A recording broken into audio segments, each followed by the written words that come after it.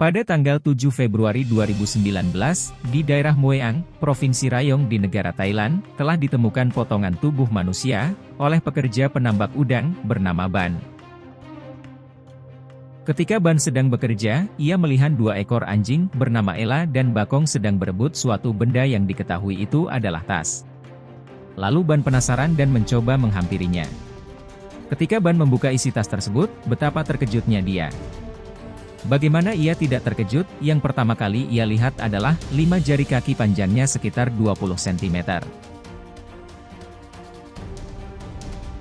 Ban pun berlari dan menghampiri istrinya, dan meminta istrinya untuk melihat isi tas tersebut.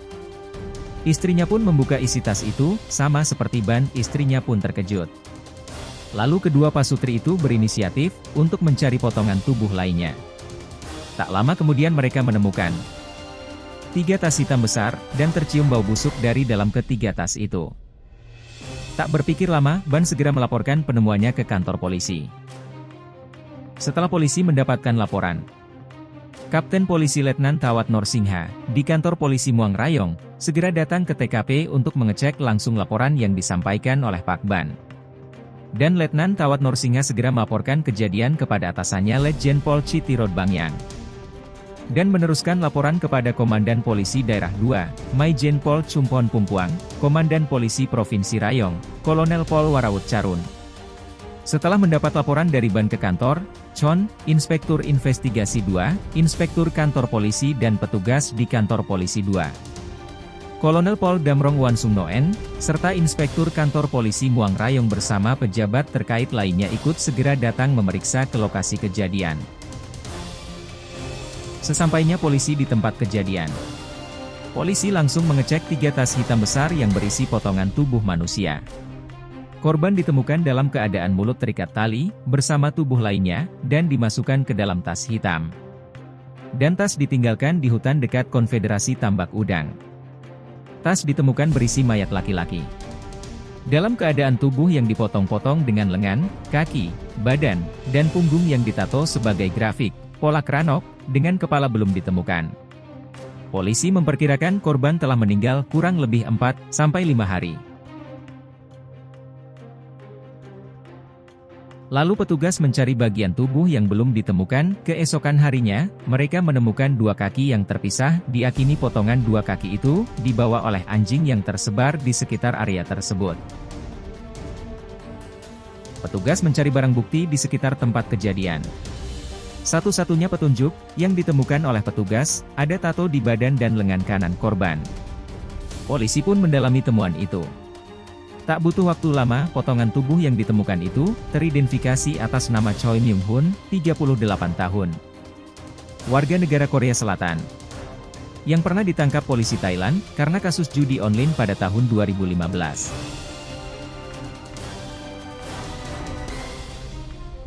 Kemudian, pada tanggal 24 Februari, Mayor Jenderal Jirap Hopuridet, Komandan Divisi Penindasan Kejahatan, yang bergabung dalam penyelidikan untuk memecahkan kasus tersebut, mendatangi dan berkoordinasi dengan Kedutaan Besar Republik Korea Selatan di Thailand. Setelah mereka berkoordinasi dan menyelidiki dengan seksama, mereka mendapati seseorang bernama Hong Sun Kim, 31 tahun sebagai saksi. Setelah polisi menyelidiki lebih lanjut, ternyata Hong Sun Kim ikut terlibat dalam pembunuhan korban. Hong mengatakan bahwa ia bekerja dengan seseorang bernama Kim Sang-hon dan korban dalam usaha bisnis judi online. Hong mengungkapkan korban menjanjikan upah 100.000 baht atau sebesar 44 juta rupiah dalam bisnis judi online itu. Lalu mereka bertiga melakukan perjalanan darat untuk mengarah ke perbatasan Thailand-Kamboja, tepatnya di Provinsi Rayong.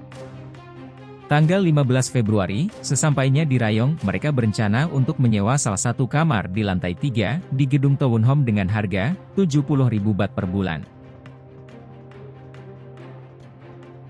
Kemudian pada pukul 10 pagi, waktu setempat, pada tanggal 16 Februari, setelah tinggal 1 hari di situ, Hong Song Kim mendengar suara korban dan Kim Sang-hon sedang bertengkar hebat di lantai 2, di tempat ia menginap.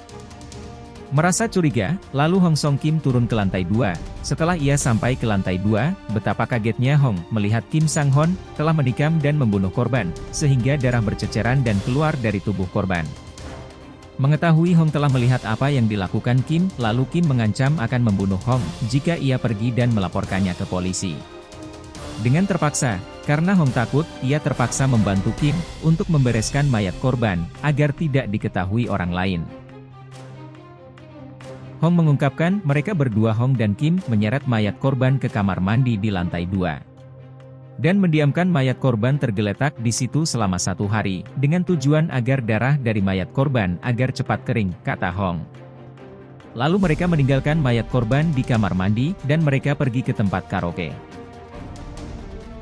Setelah menunggu 1 hari, Kim dan Hong mengecek mayat korban di kamar mandi, dan mereka melihat mayat korban telah mengering.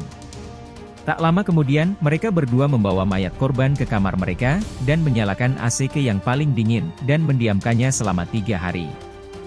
Sebelumnya, mereka telah membeli alat gergaji mesin dan pisau. Setelah 3 hari, mereka mengecek mayat korban di kamar itu, dan mereka mulai memotong-motong mayat korban menjadi beberapa bagian, dan dimasukkan di beberapa tas dan juga koper.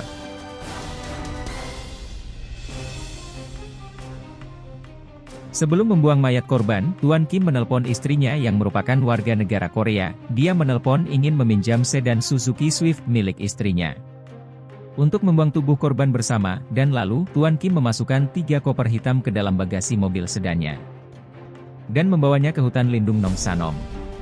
Pertama dia membuang 1 koper hitam berisi kepala dan lengan kanan. Dan 2 kantong lainnya dibawa ke Pantai Takuan, Kecamatan Teaput, Kabupaten Mueang, Provinsi Rayong.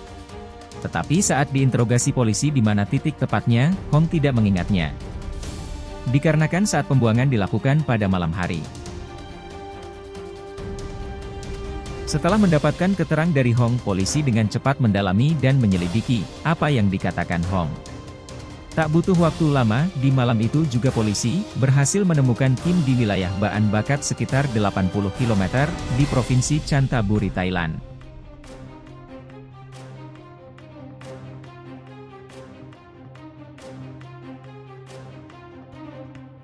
Setelah tertangkap, Kim langsung mengakui semua perbuatannya. Ia mengaku, ia sendiri yang memotong-motong bagian tubuh korban dan membuangnya agar dia bisa menghilangkan jejak.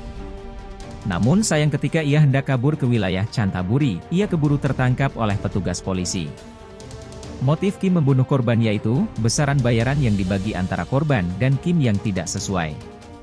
Padahal Kimlah yang membantu korban mendapatkan pekerjaan ini dari hasil usaha judi online yang mereka dapatkan. Korban menyisihkan untuk dirinya 100.000 baht atau sekitar 44 juta rupiah seperti yang dijanjikan. Sementara Kim hanya mendapat 30.000 baht atau sekitar 16 juta rupiah. Secara otomatis Kim pun marah dengan pembagian uang yang menurutnya tidak adil ini.